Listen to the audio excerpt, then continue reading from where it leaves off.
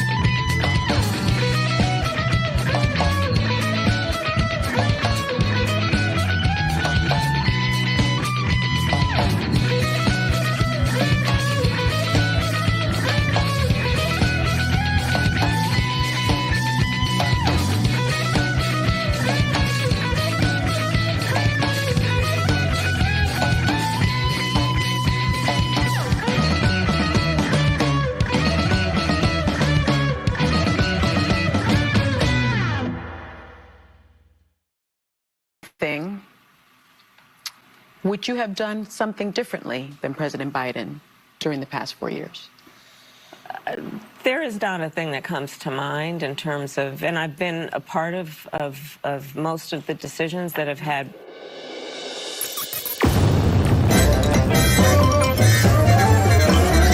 You're listening. Yeah, like all the time I'm listening.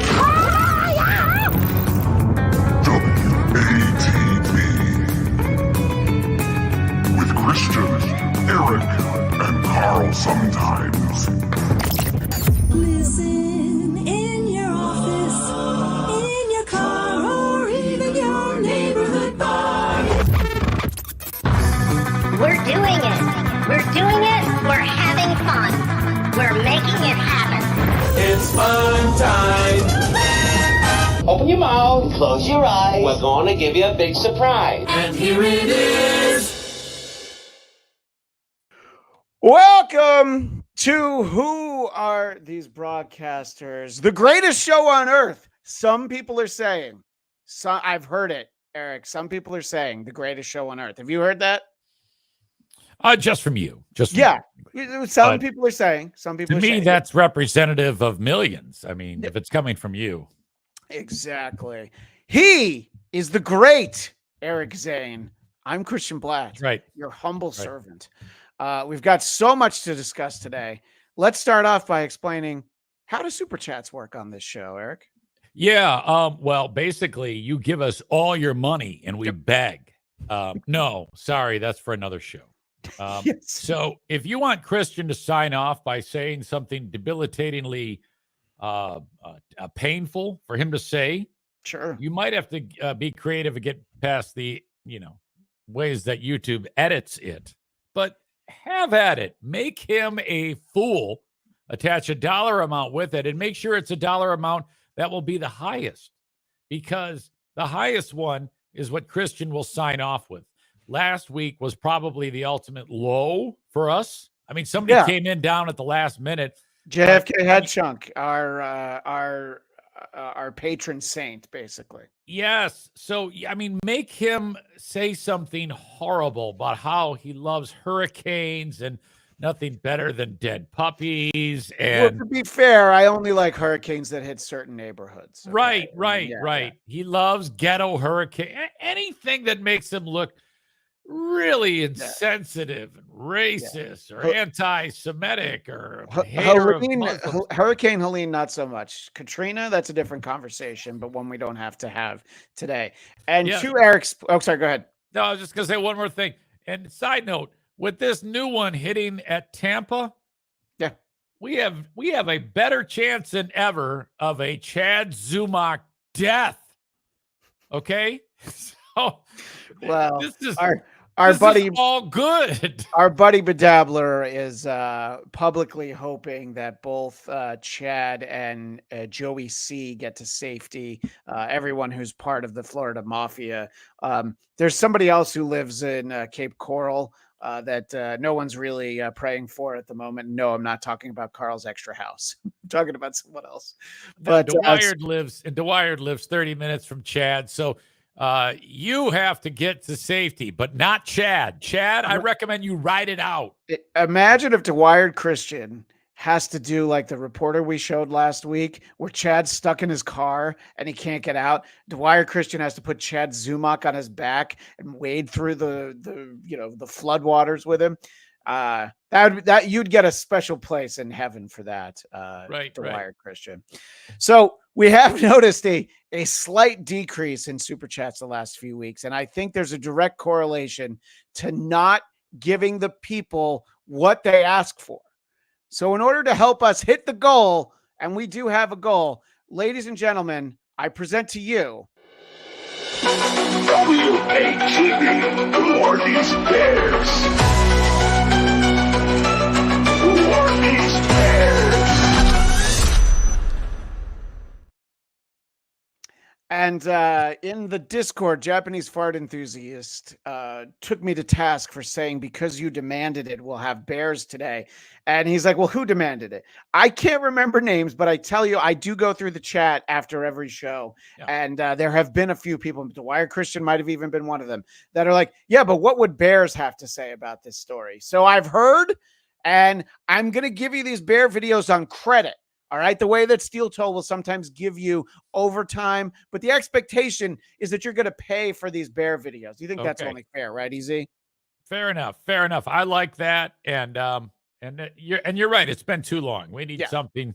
I want one of these bear videos to be where it like eats a baby or something. That's what I'm.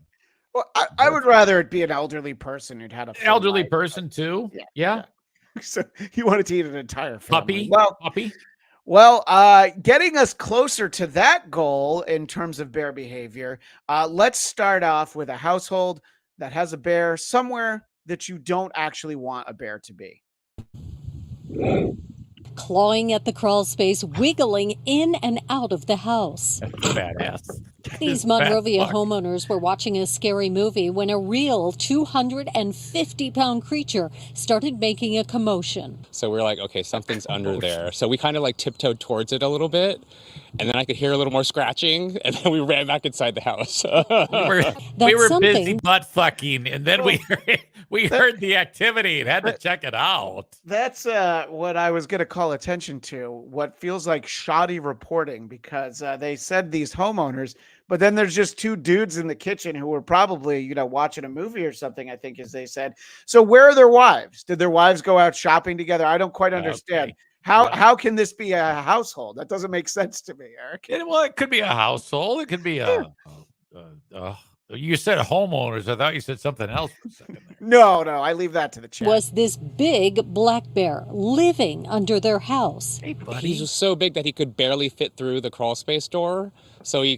Do you think he intended that as a joke? That he could barely fit. Black bear was stuffed right into that opening. It was just too tight for him. Oh, fucking shit. You know, that guy sounds like the kind of guy who would say, just do it. Kind of like pawed his way out. Mark Cho and Mark Lanza pretty used to seeing coyotes and I let this go a little longer because it's like the bear's noteworthy, but here's just a day where there's 3 coyotes in their yard. And they're like, oh, whatever. Who gives a shit about that? But there's a bear under our house. Yeah. raccoons lurking around their neighborhood. Okay. So when they heard the loud noises Wednesday night, it sounded like someone messing with the plumbing, tapping on the pipes. Yeah. Well, you know, they might just be a Tony Orlando fan. Knock 3 times, twice on the pipes if you're not going to show. And yeah, I know what a current reference that is. And clearly I talked over something that EZ was going to say that might have been more modern. It's gone. I was going to say it was some gay reference. I don't. Is that the other guy? Is that the? Yeah. Is that the other? Right. They're homeowners. I don't understand what the problem is here. We're having a lot of trouble getting over this first hurdle here. Yeah. Johnny says he knows about pipes. That's kind of where I was going, and then I had to get it, but I got in the way of Tony Orlando and Dawn. By the way, Tony Orlando and Dawn. All right, so I'm very, very proud of that. And the worst thing is I didn't have that one written down. Although I guess it would be worse if I had my Tony Orlando clip. Wait till next week when we tie a yellow ribbon around all of our videos. So now there's a little bit more to the story.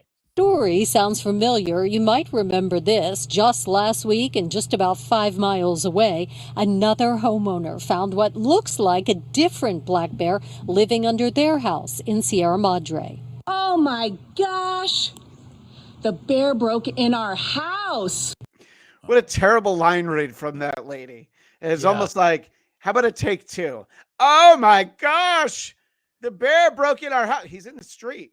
Yeah, she's trying to capture the moment for social media, and she's horrible. Look at that fat fucking bear. We've seen lots of bears on this show, and that one's got an eating problem. Look at that fat ass. Jesus. What do you think it says that so many black bears are attracted to so many homeowners? Do you have any theories on this? Easy. No, why would I? I don't know. What is there? Are you trying to set me up for a joke that I'm missing it? What the fuck? No, of course not. I'm just trying to set you up for some light racism. That's fine. All right.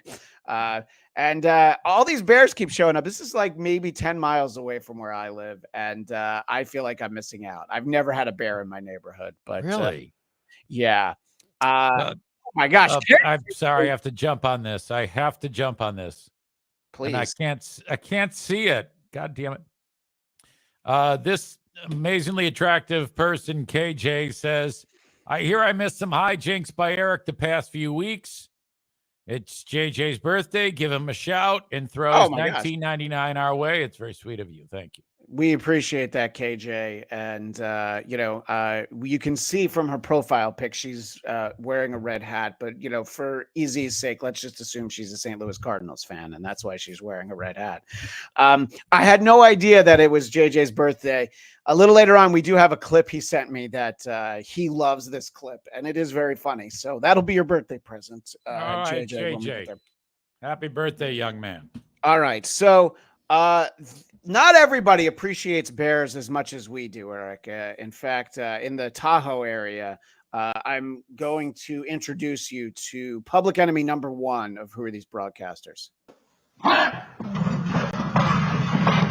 An electric doormat, not enough to injure a bear, but enough to keep it out of your house. What it is just basic livestock fencing technology with a little bit of a different application. 2G Silch is known as the local bear guy in South Lake Tahoe and gives out loaner bear mats for free to people who have had recent issues with bear invasions.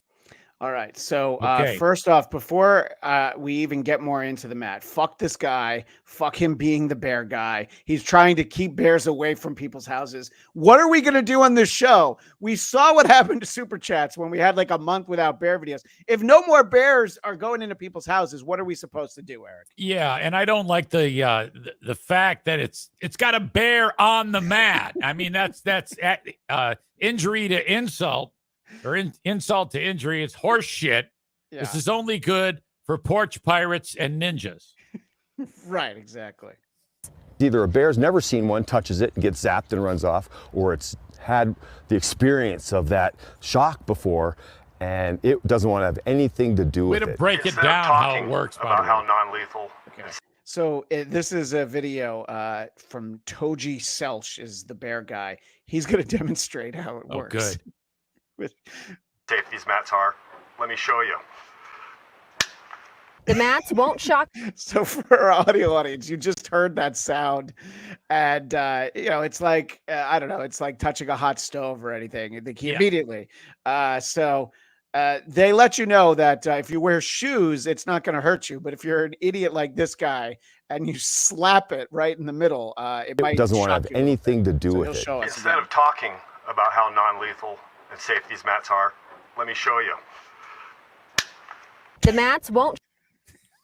I want him to lay on it. Just someone to just hold him down. I mean, how long do you think it'll take before somebody has one of these things that provides a little jolt and they go full EZ and they rub their taint on it to see what kind of thrill that gives them? That's exactly right. Somebody's dog is going to wind up on that thing. Oh, yeah.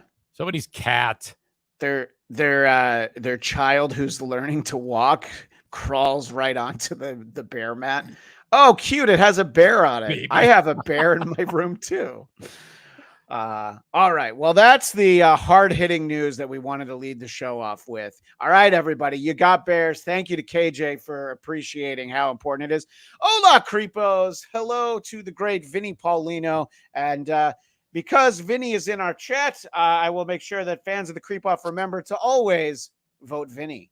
So thank you for being here, Vinny. Didn't he turn his life around like in an awesome way? Vinny Paulino? Yeah, his health. Yeah. He's like lean and mean now, right?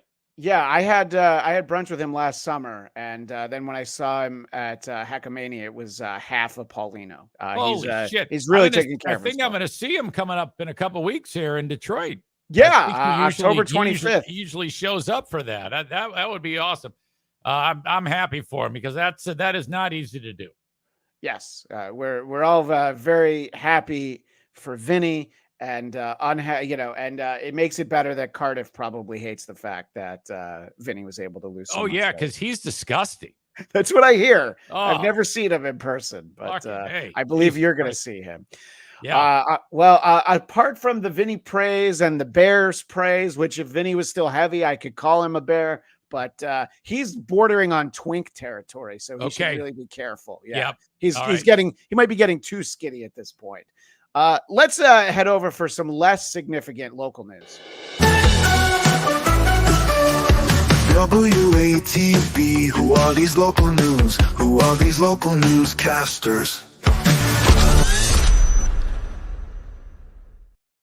You want to read that comment from Johnny Blaze? Johnny Blaze says HIV diet. I don't know about that. That's a working theory for Mr. Paulino here. So the story itself out of Sacramento that we're going to start with isn't great, but I isolated the just absolutely despicable interaction between the studio and the on the scene reporter.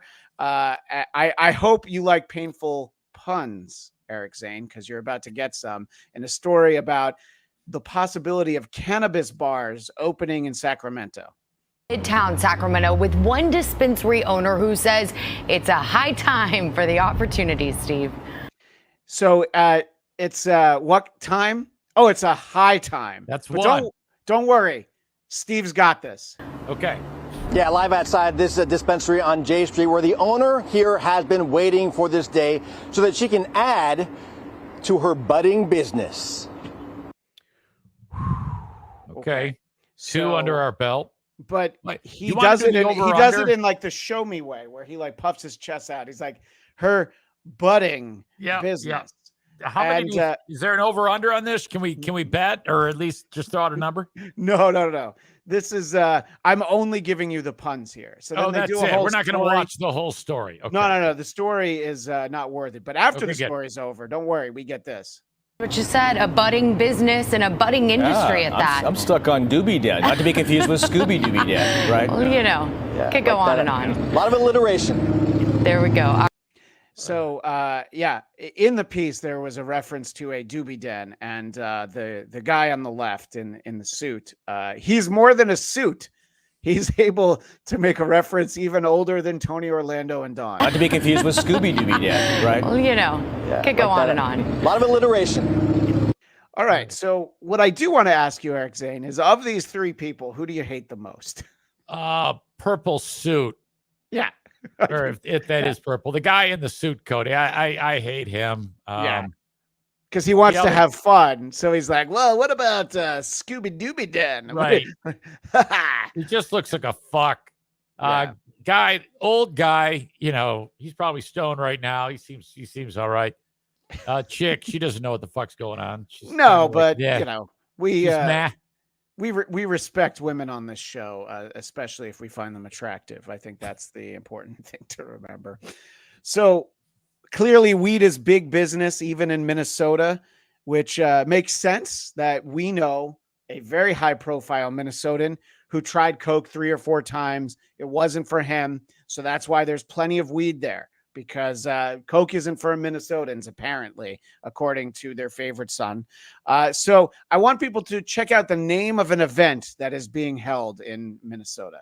The event is called the Doobie Dabbler. Over 100 exhibitors, both local and national. The Doobie Dabbler. Yes, that's a cannabis festival that is a 16-year-old up-and-coming YouTube superstar live from his mother's basement. The Doobie Dabbler. Yes. And I don't know why our buddy El Horrible has not figured out how to do a live show from here. And what does the Wired Christian say? I missed it. Minnesota is the passive-aggressive state. That's fair.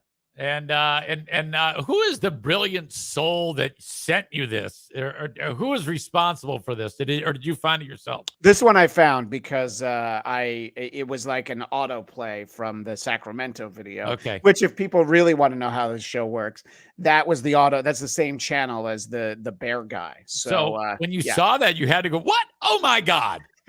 Kind of.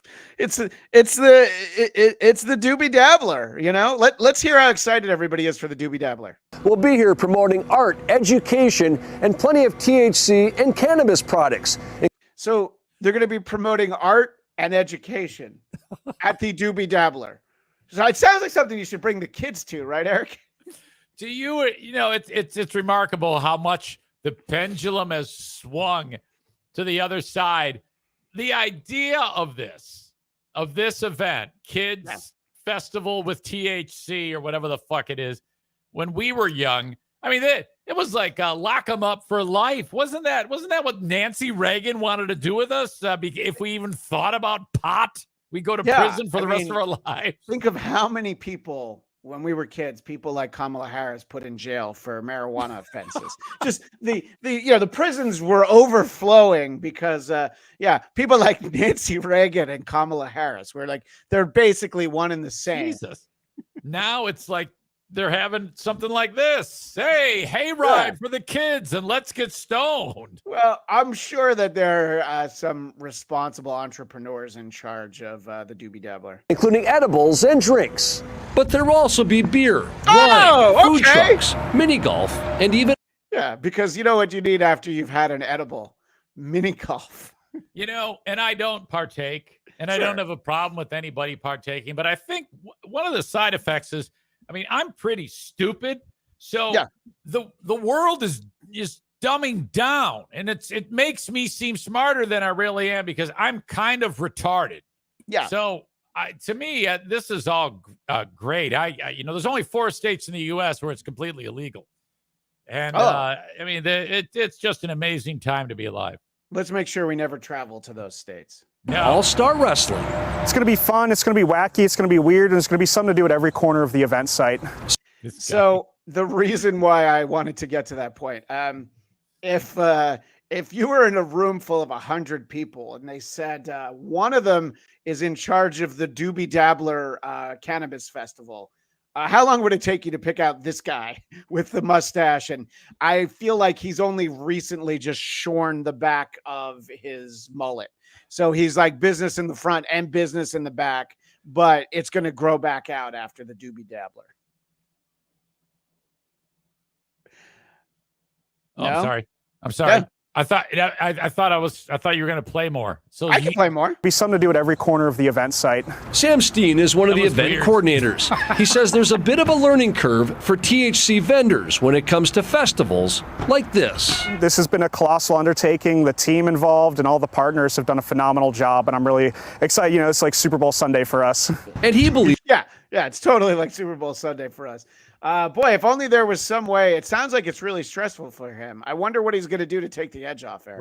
Right. Dwyer says, "Oh my God, his teeth look fine. You're being overly critical." Oh, okay. He looks like a mascot of the festival. Oh, thank you. Make sure to put all of KJ has bought herself on-screen posts for the rest of the episode. She's funding this outlet. So what I have here is a failure to communicate in the newsroom. Obviously, a local newsroom, everything runs. It's like the trains. You just have to kind of hit everything. And when anything tips over the apple cart, there's goddamn chaos. So especially when the weather guy wants to keep talking about the previous story. Exciting.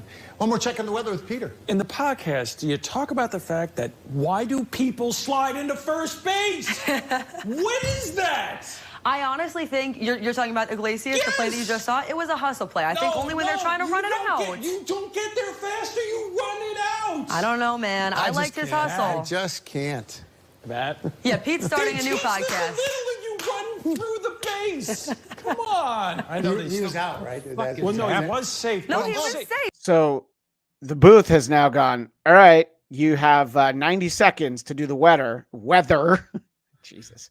Well, it does look like it's getting wetter there, doesn't it? There in Syracuse. That's what your tip is doing because we're here together.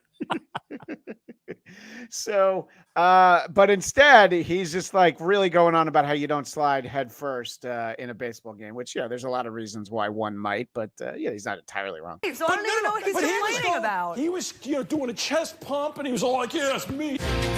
Yeah, so they just go to the sponsors. They're like, all right, that's what he's doing with his time. He's not even talking about the weather. As Eric Zane said it just a moment ago. If that's not the way you heard it, believe me, that's the way that I'm reporting it. And so then they're like, all right, well, let's just get to the ads and go to commercial. So I like how passionate he was. No, I don't. I don't like any person who gets ever wound up in any way to that level for sports. I mean, any person, I don't care what it is. I mean, walk away, just go to bed. Anybody who gets that wound up by sports is a psychopath. Okay. That's the guy who breaks his TV. I may have had trouble sleeping over the last week, but that's right. Yeah, because it's the Mets, right? The Mets are driving you crazy a little bit. Yeah, but in a good way, in all honesty, which don't worry, because I'm sure people were concerned that we might not get to it, but we'll get to baseball in a little bit. I want to give a shout out for our last local news clip. Both my friend Michael Shirley and a huge WATB fan, Paul Wermuskerkin, sent me kind of an epic all-time local news clip. This is from a social media post. I couldn't find the clean original, but this is one worth giving a listen to about an exciting new product. Product might hit the sweet spot. Hormel is partnering with General Mills breakfast product Cinnamon Toast Crunch. So wherever he got this clip from was a show where they actually showed it. And so you'll hear an audience there. But obviously when he said it, it was to stunned silence. But let's hear it again. General Mills breakfast product Cinnamon Toast Crunch.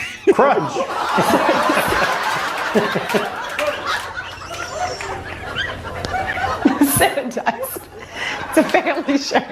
Flavor is enrolled in the snacks of the thing I make it. He's not going to be able to make it. Matt, you interested? Yeah. I don't think we're going to be trying any of that. That doesn't look good. I mean, sign me up for Cinnamon Toast Cut. I don't know what he's talking about. This guy in the tie. Boy, he really nailed it too. Oh, I mean, it wasn't even a smished at all. He just said like the hardest version of that. Yeah, with he got air behind it. A hard C, a hard U, a hard N, and a you could actually. hard D. It wasn't even a C. It was a K. It was a that's Cinnamon Toast Cunt. Hormel is partnering with General Mills breakfast product Cinnamon Toast Crunch. Oh, God damn! I love that. Holy shit, that's a favorite. And there are times where I get clips that I'm so excited about that I want to send it to you, but I'm like, no, I'm going to hang on to that for the show. That was excellent. That was so good. Oh, that made me happy. Thank you. Thank you. In a different week, this episode would have been called Cinnamon Toast What? But that's all right. All right. Well, we've ventured into the local news. Let's check out some talk shows. WATB, who are these talk shows? Who are these talk shows?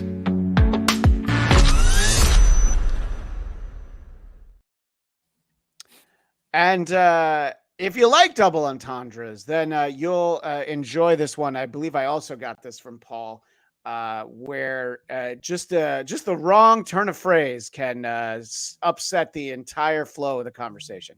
Have fall equinoxes. How do they celebrate on the equini? On Uranus, they go nuts. They. This guy. So this saying Uranus isn't the funniest thing ever, but this, and she's losing it.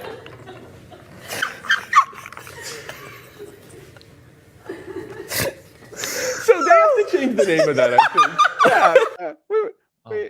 There's a reason why people started calling it Uranus. I'm just saying, I don't want to deprive us of more clips like that, but you might not want to say Uranus quite as often, I like how he then said they go nuts, which it just sounded fantastic. Everything about that was stupid. Yeah. Stupid and I guess amusing to some degree. Honestly, when people lose it like that, I don't hate that. No. I don't hate that when people start laughing like that. No, I mean, we could do whole shows of that. I appreciate those clips. Especially The View. That's why I love The View so much. Yeah. What the best combination of that is if the girl was laughing, but the guy was trying to keep his composure. Like, all right, we've had some fun, but let's talk about this equinox. Like, I like that when the guy tries to, put out the fire and it just doesn't work. So, as I so often do on this show, I'll apologize to our audio audience, but there's a clip that I just have to show that my friend Tim sent to me. No matter where you think this is going to go, you're not prepared for the close-up of Jimmy Fallon after Demi Lovato just keeps on yapping about something. So we'll do our best to describe it when we see it. Fame is a privilege, but it's also traumatic to people who anybody. It can be traumatic to anybody, but specifically minors. And I think that it was interesting talking to the participants of the film because I noticed that there were chunks of memories or chunks of times that we all don't remember. And I think that's a direct response to trauma. Yeah. And what's out there that can be? So cutting back to Jimmy Fallon, who clearly earlier had some kind of wild and crazy bit like that show does. He's got goggles pulled up over his forehead. He's covered in what looks like grimace jizz, I suppose. He's got purple paint. He's got paint all over himself. And I just, she's going on about nothing that anyone on earth cares about. Right. And then he's like, oh, well, I'm going to talk to you seriously because I'm Jimmy Fallon and I have a big heart. But then he looks like this. Yeah. And what's out there that can be done or is being done right now? Oh, Jimmy, that I'm is, sorry. by the way, it's being referred to as Grism. Thank you. Grimace Jizz is now Grism. Thank you, Yes. Hulkamania. Yeah, this is ridiculous. I have never, I mean, outside of when we make fun of him, that's the only thing I've found to be interesting of him. Yeah. Yeah, I mean, I wasn't a huge fan when he was on SNL because he would just make himself laugh a lot. And but somebody has to keep doing these late night talk shows, Eric. I guess you so. and I aren't. So We're out. yeah. So let's see. Oh yeah, I know what I was looking for.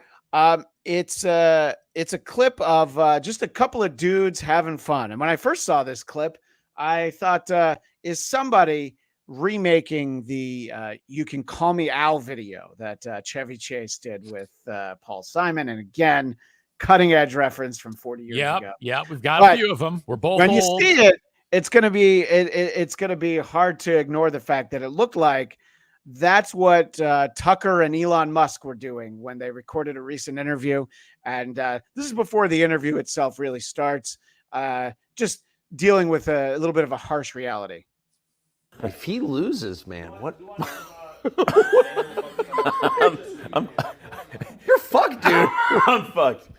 If he loses, I'm fucked. It does seem that way. You can't just be like, yo, yeah, I'm like, how long do you think my prison sentence is going to be? Do you think? Will I see my children? I don't know. Because it's not like you can say, well, yeah, I maxed. Yeah. So, just the idea that it's like the first time that Elon's thought about like, oh, what if Trump doesn't win? What is he suggesting? He goes to prison if Trump doesn't win? Is that what he's saying? Well, maybe if he's gonna drop some heat like this. It's like nobody's even bothering to try to kill Kamala because it's pointless. What do you achieve? Nothing. No, it's totally just find right. another puppet. Exactly. That's it's no point in killing. It's deep and true, though. Nobody's trying to kill Joe Biden. It's It would be pointless. Totally. Wow. I mean, look, nobody can deny the ingenuity and the brain power and the money, but this guy is retarded. I mean, there is nothing that he has ever said that I've been like, holy shit, this is so fucking boring. Jesus Christ, come on. Every time he talks, it's always just an odd feeling. Well, because of that reaction, I think I need to jump ahead to a clip that was posted on our Discord by Carl's Club Foot. He's a great member of our Discord. And Elon made an appearance at a recent Trump rally. This was in Butler, Pennsylvania, where previously there was a bit of a whoopsie daisy happened that day. Turns out that the only person who died was the person who needed to die. So you know what? We wash our hands on that one. All right. Are you going to show when they set up the tribute to the deceased guy, that Competour? No, this is when Elon first comes out on stage. Okay. What you're talking about, I actually haven't seen, but it looked like a scarecrow. Was so weird looking. They put up, they had like his jacket hung with the hat on it, and it looked like something you'd put out in a field to keep the goddamn crows away. I was like, oh boy, I don't know. It might have just been me, but it looked fucked up in my opinion. No, I didn't see that. But what I did see, thanks to Carl's Clubfoot, is Elon Musk taking the stage. Is Elon Musk. He saved free speech. He created so many different great things. Where is he? Come on up here, Elon. He created the first major American car company in generations, and his rocket company is the only reason we can now send American astronauts into space. Come here. Take over, Elon. Yes, take over. Take over. So, I did tweet this, and I hate to be like John Melendez and share my tweets on my show, but I do feel like Elon doesn't have any fat friends, because if he was in with me and my Husky Boy Mafia, we would say, listen, you can do the t-shirt with the sport coat. Definitely tuck it in, especially if you're going to jump out. Yeah, jump it's a up little and too down. small. It's too Yeah, small. it's a little snug. He's not, he's whatever size that is, he's a size larger than that. And also, there's no reason for him to be jumping around like Dave Matthews doing one of those solos that don't warrant anyone jumping around. I'm disgusted by that. JFK head chunk. That's a great observation, especially considering the name of JFK head chunk. You keep moving on that stage. That's true. You don't want to be sedentary, but for our audio audience, they do have the plexiglass there in front of President Trump. They definitely learned their lesson. So before we move on and we close the book on talk shows, this is the clip that birthday boy JJ sent to us, and it's from Chris Cuomo's show. And it's Is that Fredo? That is Fredo. Yeah, Okay, it's another week where we have a Fredo clip, and he's working it out with the technical director, the booth, figuring out what to do next. To the control room, Paige, do you want to play some sound right now, or do you want to go to Geraldo? Good. Here's a little taste of what happened tonight in the national conversation. That's Geraldo. That was JJ's favorite part. Just the fact that they cut to him. Geraldo doesn't know he's on. He's looking around, and Fredo just says, "That's Geraldo." Oh yes. You know, I think he is getting some traction, isn't he? More and more people are starting to watch him. Yeah. Yeah. I do pull clips from a lot of stuff, and there wasn't anybody talking to Suge Knight from prison about P. Diddy. So I am all in on Chris Cuomo's show. God, can you imagine being Suge Knight and getting that call that you're like, hey man, you're going to be on TV? Are you? The fact that they allow him to do that is remarkable to me.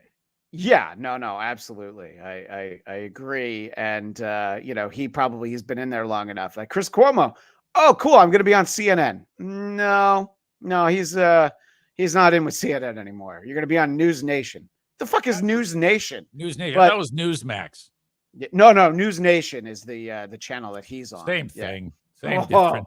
Oh my God. Hot take. Everybody send $10 to tell EZ how much you hate his not knowing the difference between Newsmax and News Nation. All right. Well, we've touched on a little bit, but let's officially embrace politics. Who are these politics? Who are these politics?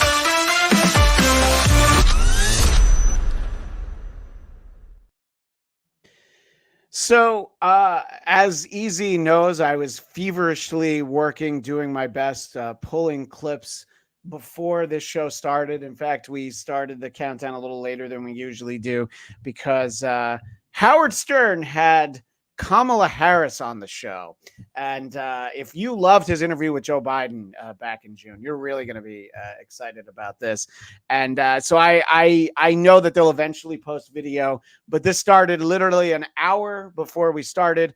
So I got what we could. But before we get to that, let's set the table with a classic Stern Show clip that I'm going to assume nobody showed to the sitting vice president. Honorable Clarence Thomas. Oonga boonga. Now, I'm just trying to improve my image. The black people are against me because they say that I'm not a real black man. I want to say to them and to all you that I am proud to be here. I would like to say that I am cognizant of black people, and I would like to be the head muckety-muck of the Supreme Judiciary Continuum. I love hearing our buddy Jackie Martling just dying. Say that again. I love hearing Jackie laugh. You'll hear him again. You'll hear him one more time. Yeah. Wait a minute. I understood you to be a very conservative and well-educated. Hey, what am this? The Montel Williams show? In case somebody missed that, he said, "What am this?" The Montel Williams show. Those are quotes from Howard Stern, who about 2 hours ago was sitting in a studio with Kamala Harris. This bit was not my idea. Just whose idea was it? Hey, Robin, you see, it was your idea. I'm the one going to get lynched.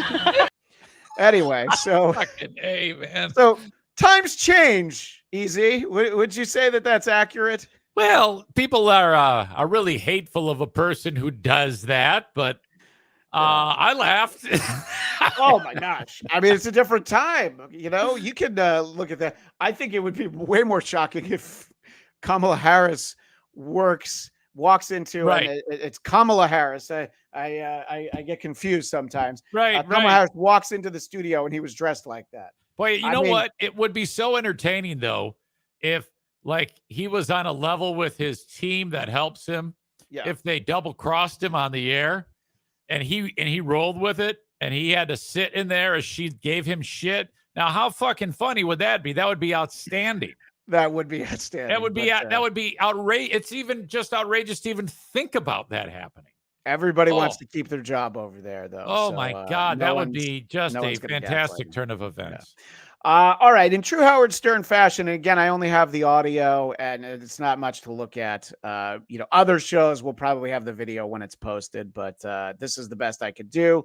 Howard starts off making it about him. Howard, I'm here on a special day. I was supposed to have a day off. I'd only come in for the Vice President of the United States because right now is my nap time. I'll try not to fall asleep during this interview. Do you? All right. Look, that's not a home run, but that's like a Broken Bat single. You know, she's like, all right, Howard, I'll try to not fall asleep. And look, we're really reaching when we look for stuff that she says that, Well, we're like, all right. Yeah. Is this like does that music fade or does that play throughout this thing? Well, he's going to talk about that music. Do you recognize that music? I hope you don't. No. Okay, great. You nap at all? Not really. I wish I could. I I don't can't- mind, like in a different life, sometimes on a Sunday afternoon. Yeah. I know. Look what you. By the way, I'm playing Bat Dance because I knew you were a Prince fan. Yes. But I believe I'm a huge Prince fan. But I believe that the Batman soundtrack was his best work. It was genius. Yes. Think about it. Listen to this. Go with the smile. So he plays some more of it. The Batman soundtrack by Prince. And credit to Kamala Harris for her taste when hearing Bat Dance. No. Obviously, like 1999, I thought was spectacular. You can go back to his early days. Yeah. Well, she's such a big Wow. Prince fan, Eric. She likes the song 1999. So Howard's to the point where he believes that anything that pops into his brain is worthy of about a 45-minute discussion. Yes. Something as superfluous and pointless as something, a hit by Prince that no one's talked about in forever, to suddenly just drop this with Kamala Harris to start the guy. It's the start, right? This is the start. This is the beginning. Yeah, we're like maybe a minute into it. Yeah. And he's talking about Bat Dance by Prince. But, she goes deep. She goes to the old stuff. But like him on the guitar, there was just nothing like it. And so many people have. Even you look at Bruno Mars today, right? Right. Who just been influenced by Prince. Robin. So she's like, well, somebody else that I feel like I'm supposed to respect, and obviously it's in the right demographic, is Bruno Mars, right? So what do you think of Bruno Mars? Now, you're talking about Howard in a way it's as though you listen, that you understand that 45 minutes of some dumb idea in his head is basically what the show is. There's a story I've heard Howard tell many times, and he does try to stop. He's like, you don't want to hear it. And she's like, no, go ahead, tell your story. So he tells the worst story about Prince that anyone's ever told. And if you're a Stern fan, you know this story. Called me who had worked on a book with him of pictures. And they said, Prince is going to perform for about 150 people. Come over. And I said, I'm going. Yeah. Go over. He comes out and he announces to the crowd, turn off all the lights. And he's playing in the dark the entire time. I left. I said, this is ridiculous. I could listen to this on the radio. So an intimate performance by, not even arguably, one of the best musicians in human history. Oh, the lights are out? Right. I'm can't going. see I'm 'em. going home. That's why I'm going home. And by the way, the Batman song, that thing sucked. That's the worst thing that Prince has ever done. Okay, it's shit. So fuck Howard. His taste sucks. I like his more romantic songs, like "Darling Nikki." You know, I Sure. think Right. Now we're to anything other than the Batman soundtrack. Give me a fucking break. Which, by the way, I did see the Joker movie on Thursday night, and I would have welcomed Prince's Bat Dance in there, but this isn't the show for that. So it's a huge pile of shit. Just bigger and bigger. All right. So Howard he again feels like this is what I think. Obviously, this makes a lot of sense. And, you think of the people that Howard Stern has met in his life, even just at his studio and his show. He sat there while Bruce Springsteen, Billy Joel, Paul McCartney, all these people play for him. But who does he get nervous talking to? Out in the hall, I said, I'm really nervous because I want this to go well for you. I want it to go well for the country. Even when I watch them on Saturday Night Live with the where they have Maya Rudolph playing you, I hate it. I don't want you being made fun of. There's too much at stake. I believe the entire future of this country right now. I mean, as America, land of the free, home of the brave, I think it's literally on the line. You know how many times we've heard that? You know how many times in every election there's always one cock who says, if this doesn't happen, we're all dead. Like, fuck you fucking pussy. And in this election, they're both saying it. They're both saying that. Yeah, everybody says that every year. Every year, it's always, if you vote for this guy, we're all doomed. We're gonna die. I think that the far left probably owes Mitt Romney an apology, thinking that he was going to be the worst thing that ever happened to this country. Whatever. Well, to me, this is entertainment. The whole thing is entertainment. Of course. If either one of these people gets elected, nothing changes for me. Zero. Nothing changes. And any asshole who tries to tell you otherwise is just that, an asshole. A moron. Right. Yeah. No. We've talked about that on the show before, and look, even our household of homeowners earlier in the show that had the bear living underneath their house, they live in California. Nothing's going to change for them either. No. So, Come on. Yeah. So Howard's like, I don't even like when SNL makes fun of you. And I mean, the songs that he used to do about Barbara Bush, the then sitting first lady, it's very sad, but he continues though. I agree with you. And when I see them, how did you react to the Saturday Night Live bit? Well, I just saw it actually, and it was funny. I am a huge fan of Maya Rudolph's. Yeah, by the way, that's the answer you should have. Even if you think that it sucked and it's poorly written and she doesn't sound anything like you, that's what the answer should be. Not like Howard saying, no, they shouldn't make fun of you because you're running for president. Of all people to say that. Howard Stern, they shouldn't make fun of you. The guy who we just saw seconds ago dressed up like in blackface, for fuck's sake. Well, he was Clarence Thomas. Whatever. No. I know. So even when when the topic of Donald Trump comes out, and this clip isn't particularly well edited on my part because it was close to the end of when we had to start. But even Howard can't help but remind people that he too is famous. How could anyone justify any of this? I don't get it. It's madness. And I know Donald Trump so many years. He was at my wedding. All right. I mean, okay, yes. Do you think she cares that he was at your wedding? I think that's a perfect point to say, well, okay, that is just proof that you are not a good decipher of who is phony or not. That's all right. The fact that you invited him, I think that says a lot about you. If you think he's that much different now than he was then, you're crazy. He's the same. Stern, Trump has. One thing about Trump is he's always been like this. So don't sit there and act like he's like he used to be great when you invited him to your wedding. The only reason why you invited him there was because it's Trump. It's not like you like the guy, you idiot. No, I mean, he used to be a great guy when he liked me. And by the way, Trump would say the same thing about Howard, you know? So yeah, they're very close together. And I've said it many times on the show. When Donald Trump was on the Howard Stern show, it was always very entertaining. And you can think what you want about the man, but he said that you can't be a supermodel if you're an A cup. And I think it makes up for a lot of his shortcomings that he's able to give such prescient advice. Trump, he's a saint now compared to the way he used to behave. Give me a fucking break. Yeah. And so I think that makes Howard look that much more worse, frankly. Yeah.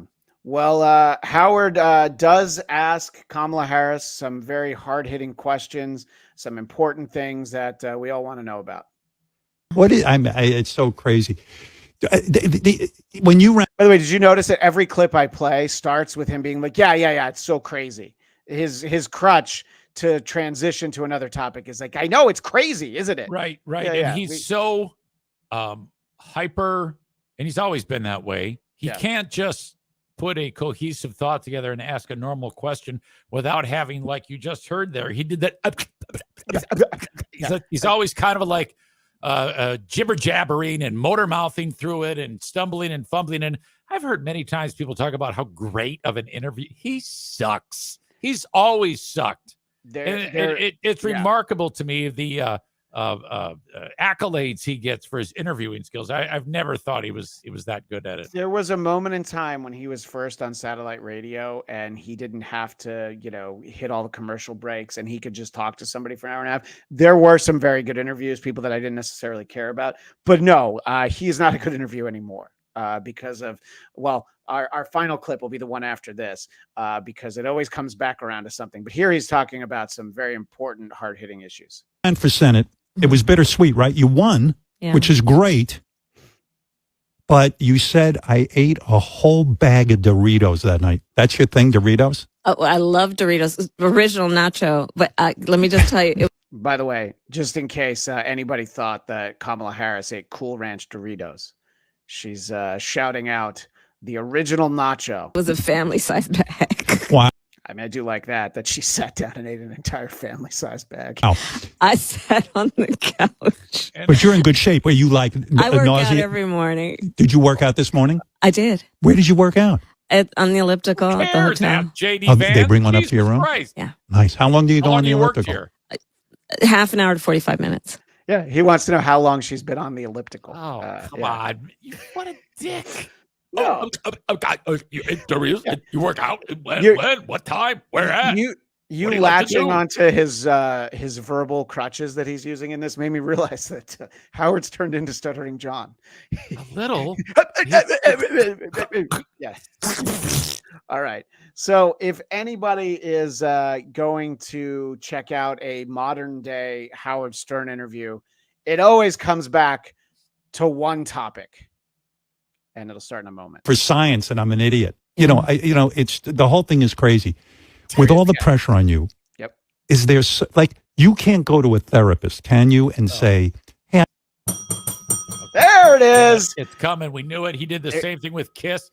And the other thing you will notice is he'll start a sentence, and it might be a question, it might be a statement. He'll get about 2 words into it. Stop. Yep. And then goes into another direction, and then therapy. It's just that's how he does it. And there's always time for therapy in a conversation. You can't go to a therapist, can you, and say, "Hey, I want to unload a little bit this here." This is my form of therapy right now. With me? Oy vey. No, but seriously. Yeah. That's a great way to have moved on from the topic of therapy. This is my therapy right now. Oh, oy vey. All right. Now let's talk about, I don't know, abortion, the budget. Who the fuck cares? Whatever. Because there's still that one taboo in politics. If you go to a therapist, you're weak and you're probably insane. And to me, going to a therapist means you're sane. Like you're trying to work on yourself. I only wish Donald would go. So that would mean that there's no one more sane than Howard Stern in the whole world, because I believe he goes 5 days a week. Right. What a troublesome, annoying, useless, bumbling pain in the ass. Yeah. Oh. Exactly. Now, I haven't heard the end of the interview. I'm sure that other shows might. I'm going to reserve the right to dip back into that next week, but I got through almost an hour of it. Well, I mean, I think I need to hear. I mean, it's great to beat Howard up. Sure, of course. But I haven't heard. Harris hasn't really said anything. No. You know, she's been held to Doritos and Prince, for fuck's sake. I wonder if he actually asks her a question rather than any of this bullshit where she can say something that's actually thoughtful. Yeah, there's about 10 minutes where I didn't pull any clips because she's sort of hitting a lot of the same things that, she does when she does do an interview. And some of it is actually represented in, I have some more Kamala Harris clips. So whatever you think about her going on Howard Stern and his shrinking audience, you have to give credit for the fact that she did go on the podcast, Call Her Daddy.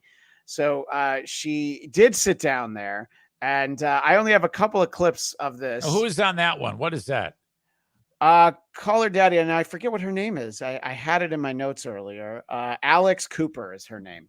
And it's a huge podcast that was sold to Barstool and then left Barstool and then it's been sold many times over. All right. And you'll love this. There used to be 2 hosts on that show. Now it's just Alex Cooper. The other host allegedly left because her boyfriend told her that she could do better. And Alex has made so much money without the other girl being there with her. Oh no. Many times over. Yeah. It would be like if if Rogan was a comedy duo and then the other one was Dunkelman from American yeah, Idol.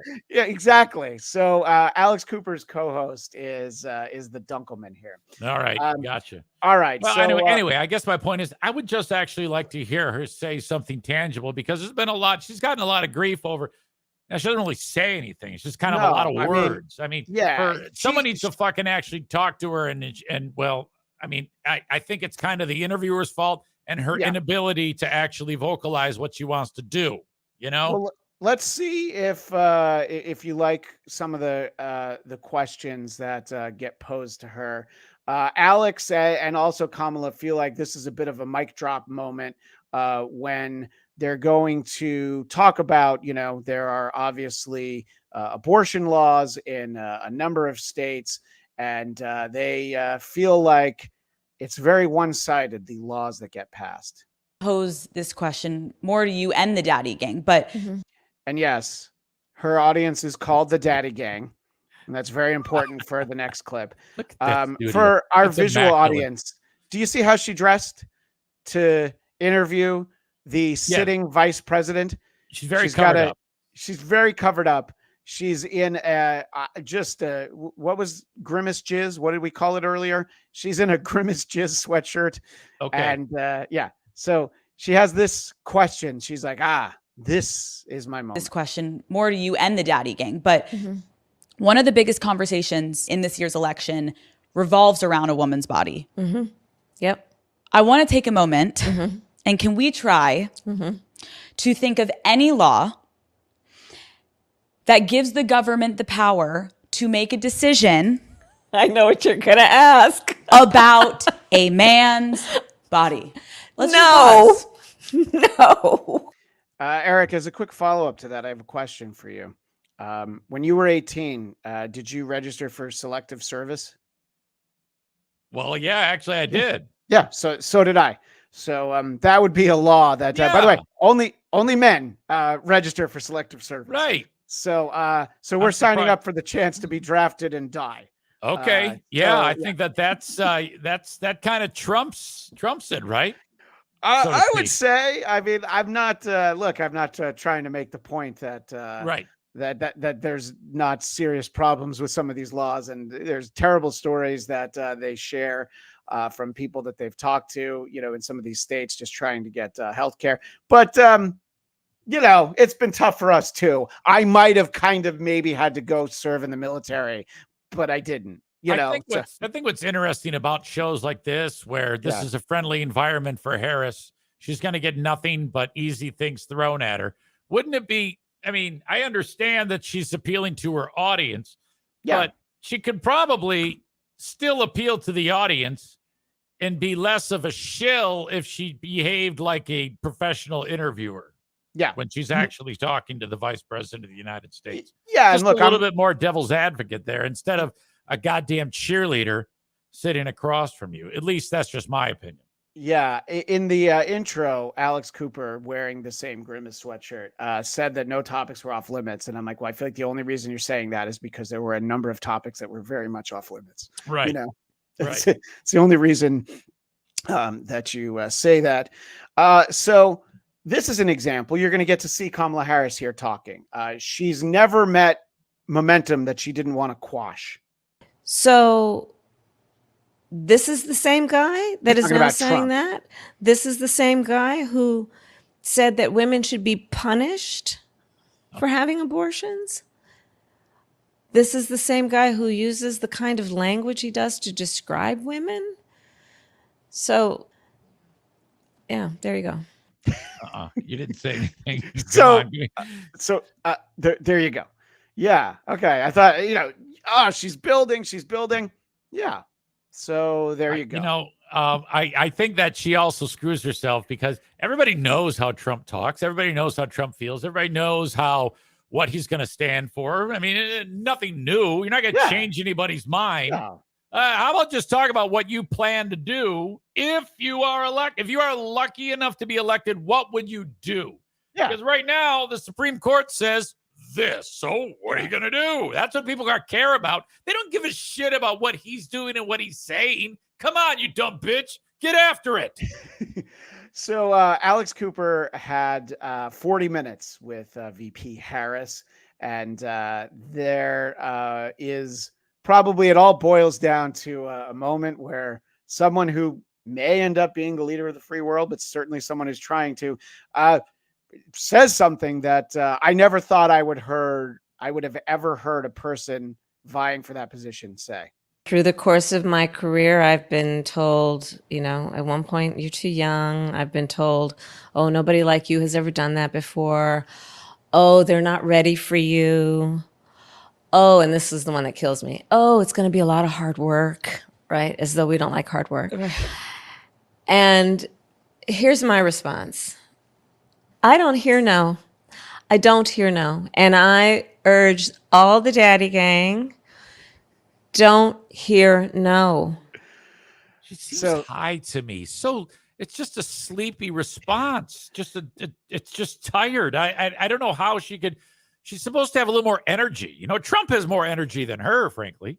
In interviews, yeah, he sure does. That's a great opportunity to show that your fucking shit's tight. I mean, get it together, goddammit. Yeah, and I just the fact that she actually is like, so I want to tell the daddy gang. All right, you sure do. And I was really disappointed by that interview because if you look at the Call Her Daddy social media, you'll see posts like, welcome to Slut Camp. Operation Hold Off on asking him to cream pie pussy on night one. Say it. Go listen say to it this all. Okay. Operation Hold Off on asking him to cream pie your pussy night one.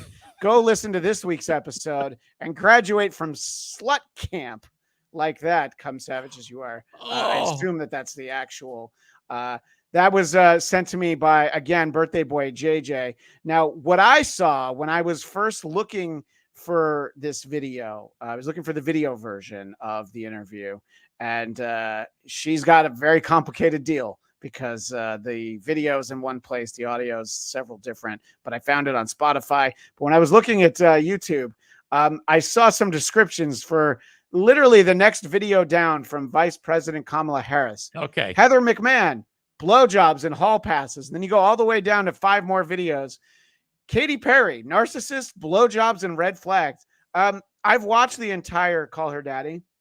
There's no talk of blowjobs the entire time. And Alex, I want my money back. All right. I am turning in my membership card to the Daddy Gang. I don't want to be a part of the Daddy Gang anymore because there was no blowjob talk. And I would assume that our friends in the chat are equally as upset. So KJ is the only one funding this whole operation Right. today. Is that the way it Right. worked out? All right. Yeah, pretty much. Pretty Well, I much. appreciate that. That's all right. Look, we got it out of the way all at once. And I think that Harris and Waltz were also both on 60 Minutes last night. And there's not too much there, but I do want to talk about it. Trump had agreed to be on, and then within the last week, he said he didn't want to be on anymore. According to the reporter on 60 Minutes, that he asked to not be fact checked. So this is just what the reporter on CBS News says. But he did sit down with our buddy Tim Walz. With J.D. Vance, you said, I'm a knucklehead at times. And I think you were referring to the time that you said that you were in Hong Kong during the Tiananmen Square unrest when you were not. Yeah. Is that kind of misrepresentation, isn't that more than just being a knucklehead? I think folks know who I am, and I think they know the difference between someone expressing emotion, telling a story, getting a date wrong rather than a pathological liar like Donald Trump. But I think it comes down to the question of whether you can be trusted to tell the truth. Yeah, well, I can. I think I can. I will own up to being a knucklehead at times, but the folks closest to me know that I keep my word. And let's just remind everybody of the debate. I've become friends with school shooters. I just wanted to make sure we didn't forget about that.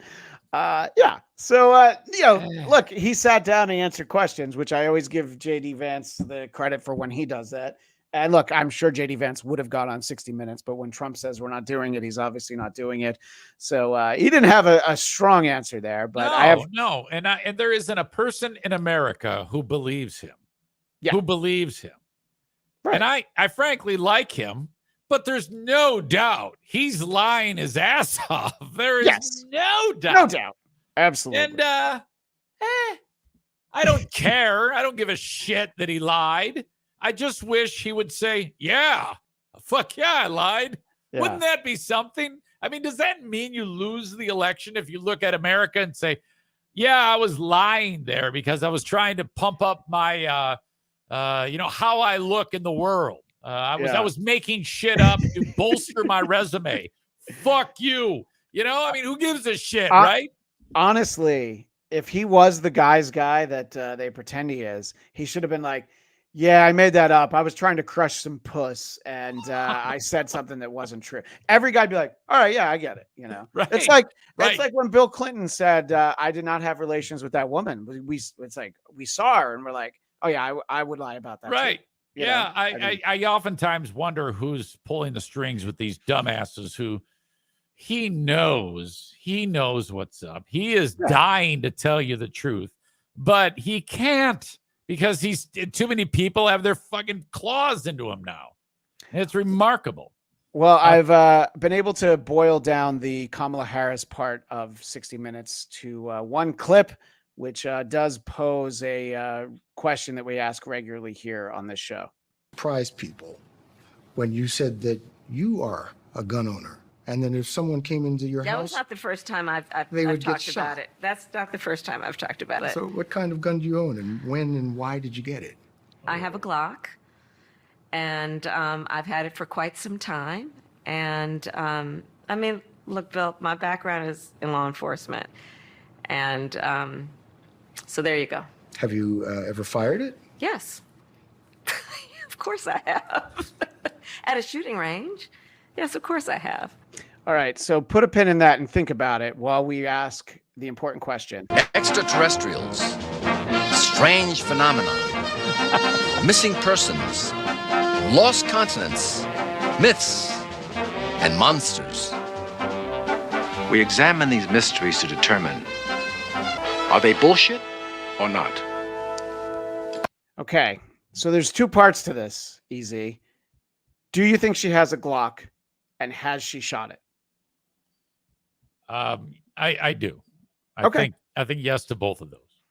Well, if I was pretending to have a gun and I was asked the surprise follow-up question, what kind is it? Glock would be, I mean, I guess I could say Smith & Wesson, but I would probably say Glock. And I was a little disappointed that she said I shot it at the firing range. Because if it was like, well, when have you shot it? It's like, well, I can't tell you that. Right. I wish you would have said at, people. I've killed several. I have killed dozens of people. Yeah, she's like, I might go somewhere with it on January 20th. I don't know. I'm just saying, I don't know. Yeah, people made such a big deal about that. That's like the only, since she has announced running for president. Yes. To me, this is, other than a couple of moments, little glimpses of whatever, there's been nothing really to talk about. Correct. Other than that. I mean, I don't know. I just feel like she's not really put herself out there. Yeah. To the public. And look, if you want to, you could go check out the entire Call Her Daddy and all of Howard's interview. I do feel like we'll get back into it. You wouldn't have a different feeling than you do right now if you listen to the same 40 minutes of the Howard interview that I did. Yeah. Even that guy who was interviewing her, he seemed cheeky and laughy and silly. By the way, did you hear the 3 very obvious edits in that Tim Walz clip?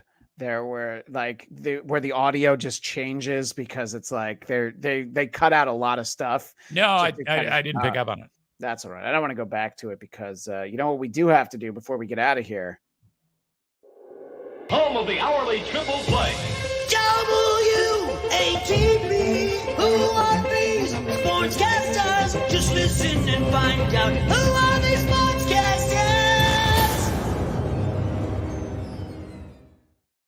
So there's all kinds of levels of breaking news that happen before this show starts. In the sports world, the big news was that the New York Jets fired their head coach, Robert Saleh, which everyone suspect was the handiwork of their quarterback, Aaron Rodgers. Multiple tweets I saw that said replace him with RFK Jr. Various versions of that. But the best take on it, I saw this just this morning. Stephen A. Smith on First Take on ESPN shares a text he got.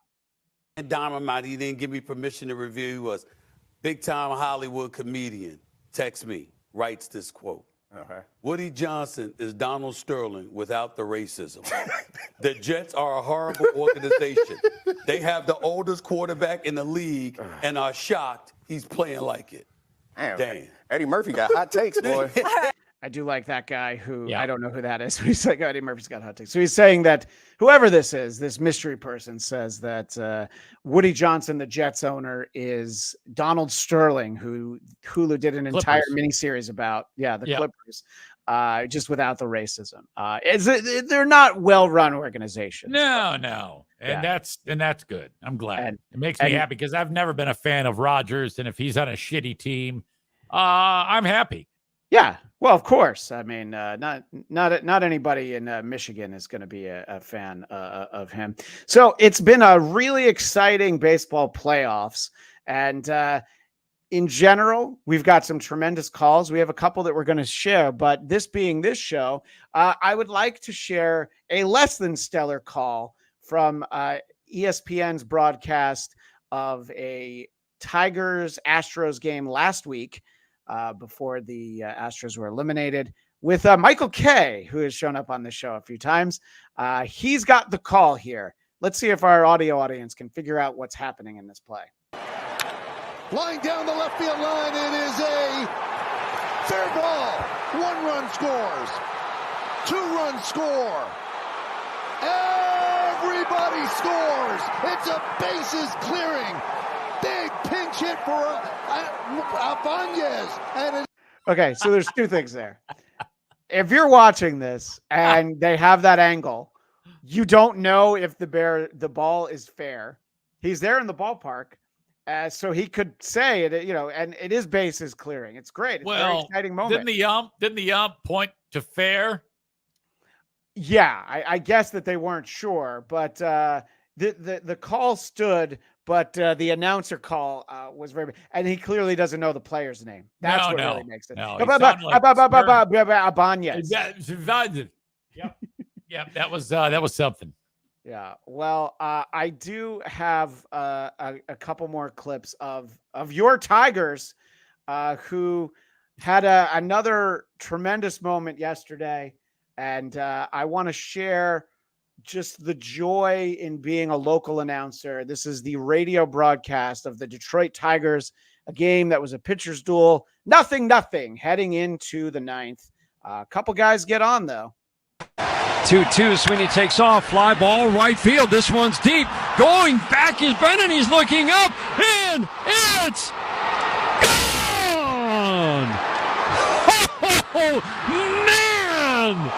Kerry Carpenter with 2 outs in the ninth. A 3-run bomb, and the Tigers take the lead 3-0.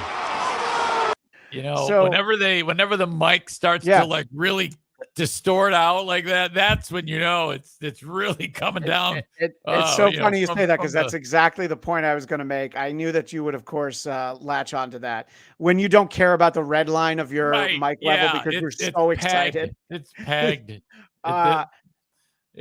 Yeah, so that's obviously a very exciting moment. That division series, just like all of them, tied 1-1, and I thought it might be fun to hear the Guardians call of that. And the guy who does the Guardians radio does a fine, it's not too homery of a call, but he says something right before that pitch that made me laugh. So that's why I'm sharing the same pitch, the same at bat from the Guardians radio. Any of you scheduled for a stress test tomorrow, you've probably passed it. You can cancel it. Boy, this game's been. The 2-2, runner goes. Pitch hit high, hit deep to right. This ball is on its way to the seats. A 3-run home run for Carpenter to right. So it's because he says, like, I didn't edit that. He just says, like, well, if you were going to take a stress test tomorrow, I guess you don't need it. You know, you're fine. You can handle anything. Oh, fuck. So I had the realization of something, and I was going to text you and Carl, but I thought that it would be fun to just point this out on the show. Obviously, you don't want to put the cart before the horse, as they say. The Tigers have an amazing story, as we talked about last week. Was it 0.02% chance of making the playoffs on like August 11th or something? So in the scenario where the Detroit Tigers reach the World Series, Eric, do you know what the first day of the World Series is? It would have to be one of our shows, right? October 25th, when the Magic Bag is sold out in Ferndale, Michigan. I do believe they would be playing on the road because the record of all the national teams. You know what? People who support Who Are These Podcasts, and these are losers. These people don't follow. Whoa. You know what? You go. Oh, my God. Oh, come on. I'm kidding. I'm just These saying are my people. They would be least likely. I've seen these people. Okay. They don't follow the Tigers. They follow Who Are These Podcasts. They don't look like sports fans. I don't know that anybody that'll be at the Magic Bag wouldn't have a vested interest in the Tigers and the Lions. They don't even know who the Tigers are. All They right. don't even know.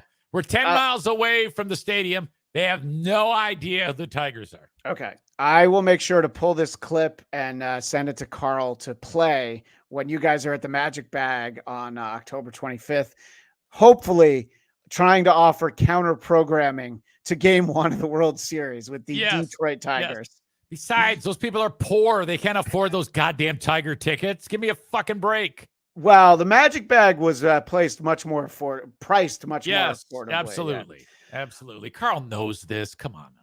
Yeah. Well, I do not concur. I do not concur on that. All right. So look, I know that this show features a lot of New York Mets propaganda, but I do have a phenomenal call from Mets radio broadcaster Howie Rose, and it's because of the situation that they're in. So this wild card series that probably people only casually follow baseball didn't know about. It's a 3-game series. That game, much like this Tigers game we just talked about, nothing going into the 8th. Milwaukee, 2 solo home runs. All right, so they're up 2-0 on the Mets as you head into the 9th inning, And this is the game that decides this series. They were tied 1-1. So whoever wins this game goes on to the next round. And the Mets do get a couple of people on against Milwaukee's elite closer. His name's Devin Williams, who they had seen the day before. So the Mets get 2 men on, and coming to the plate is Mets first baseman Pete Alonso, who has hit like garbage for the last month, mostly strikeouts. But then longtime Met fan Howie Rose, who does the radio, has what people have told me is a stellar call, and I agree. Here's the pitch. Swinging a fly ball to right field. Pretty well hit. Frelick back at the wall. He jumps. It's gone. He did it. He did it. Pete Alonso with the most memorable home run of his career. Pumps his fist as he rounds second. It's a 3-run homer. He's given the Mets a 3-2 lead. They all pour out of the dugout. Alonso on his way to home plate. They're waiting for him. He hits the plate. He is first congratulated by Nimmo. So, and there's the manager for the Brewers. That's why I wanted to get stop it. Yeah. So it was a very exciting moment. And as I always say on this show, and I did send this to Easy because it just, I loved it so much. Everything sounds better in Spanish. Viene el lanzamiento. Batazo grande elevado por la parte derecha. La bola va atrás. Llega atrás. Lleva color. Lleva sabor.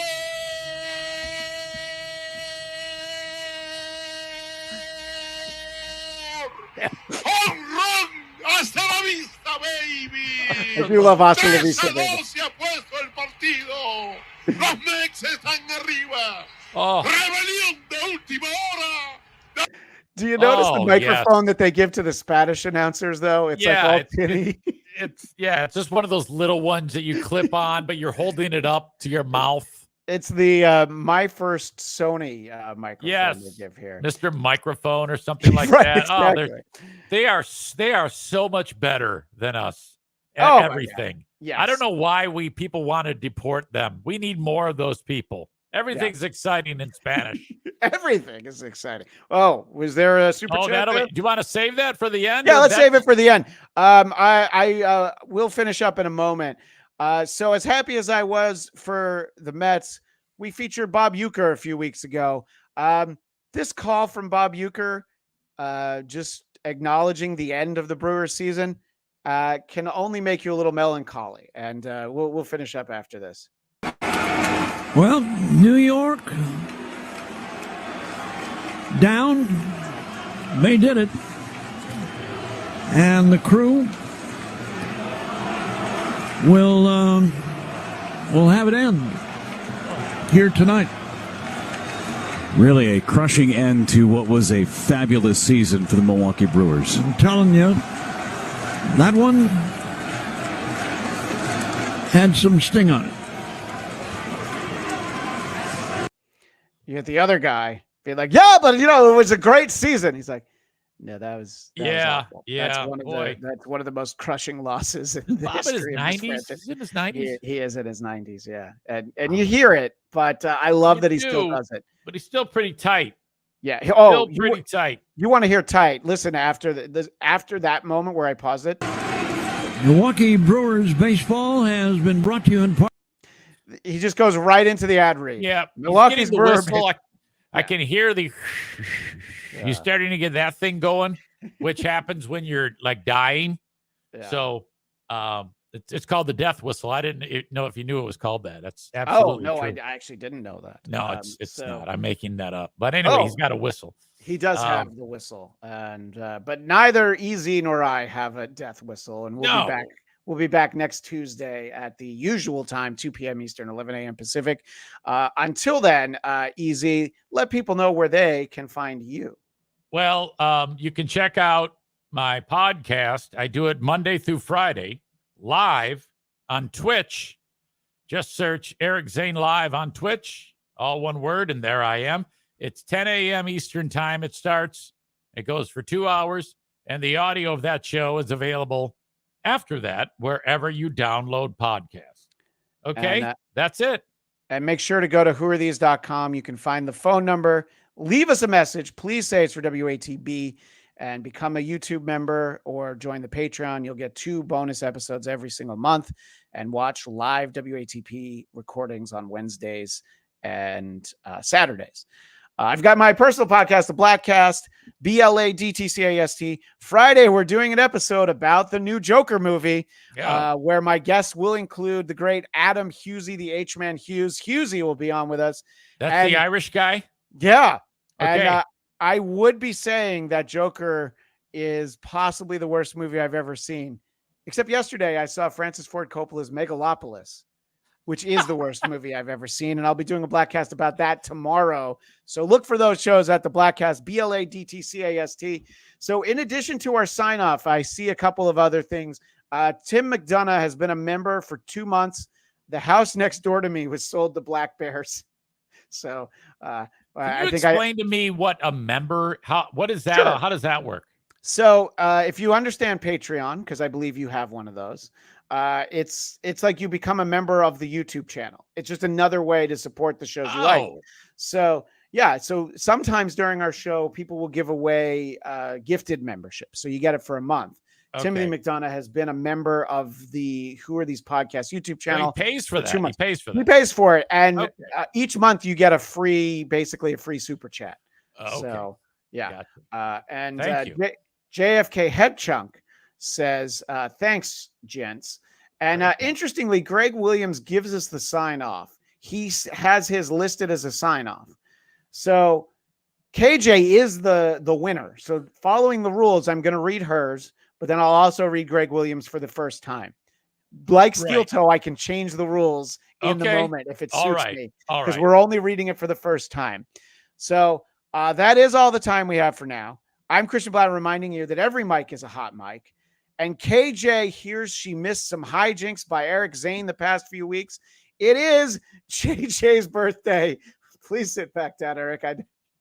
It is JJ's birthday. Give him a shout. Everybody give JJ a shout, and make sure you find him on social media. He's got a different account right now. But our actual sign off from Greg Williams. Well, if you didn't learn anything useful today, blame the world, not us. We just report the nonsense.